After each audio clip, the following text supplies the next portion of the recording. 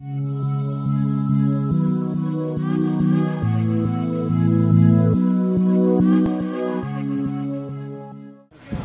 Joseph. Hello, how are you doing? Fine, thank you very much. So thank you very much for this interview for GlobeMMA.com. Thank you for coming out. Yeah, it's a real pleasure to be here in Sacramento.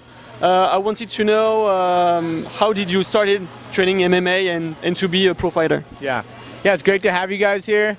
I started MMA, well I had a wrestling background and wrestled, and then kind of just when MMA kind of started to boom, like a lot of guys, I think when they started seeing it on TV, you know, I had always watched as a kid, but you never really knew it was an option as far as like a job and a career goes. And then you see it on TV as the Ultimate Fighter, and you know, like right when you see it on TV, you think, oh, like you can do that for a living. These guys are probably rich. You know, I can do that now. It's like mainstream.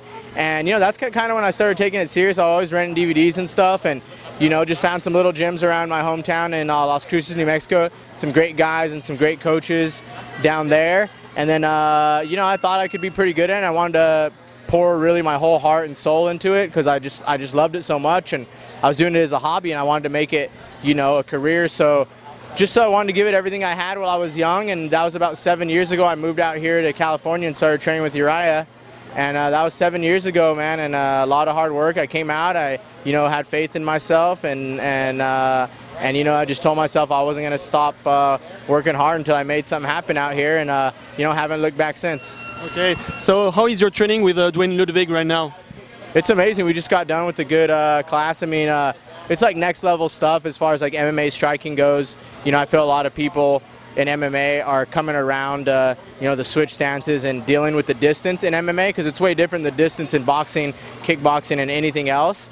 So, you know, it's a different way you got to attack it striking-wise, and Dwayne understands that stuff, you know, the closing distance and just the footwork and the angles that it takes to fight in MMA, because the distance is so different. So, you know, he's really a specialist MMA striking. You know, you can go have the best boxing coach in the world and the best kickboxing coach in the world, but if they've never done MMA and they're not training you for MMA, you got to put in those pieces yourself in the middle. With him, he's showing us how to strike for MMA, how to add the takedowns, how to get the angles for the takedowns, and the result was, you know, 2013 since he's been here, you know, and how good the team has been doing. Nice. Unfortunately, your last fight was against Demetrius. Yes. You're coming back from a loss.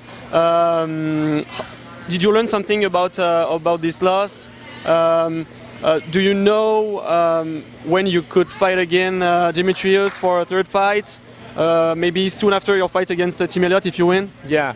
You know, it's crazy with this fight. You know, I don't want to say I didn't learn anything, but I really didn't. Like, the fight was 2 minutes. It's one of those fights, like, there's not much to learn. Like the first fight, I changed into a totally different fighter after that. I realized I did things different in camp, fight week, in the fight, mental approach, everything. I learned so much from that fight.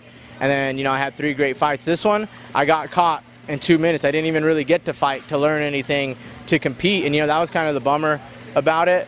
So it wasn't a ton I learned, but it was really a test of anything, you know. Like, it was just the world, everything trying to test me, test my faith and my confidence and everything, and you know, I just wasn't gonna let it break me. Just something you gotta look past. Like, doesn't make me any worse. I didn't get to fight, you know, I got caught, everyone does, and you know, I really, you know, I felt amazing that night, and I know that fighter, you know, is still there. I think I could have went in and won the title that night, you know, if a knockout didn't happen in between. So, you know, I'm just back at it, you know, and I'm still, you know, feel I'm as good to compete with anyone in the world, and I'm fighting Tim Elliott next, and that's a good step towards another shot. I mean, the guy's awesome.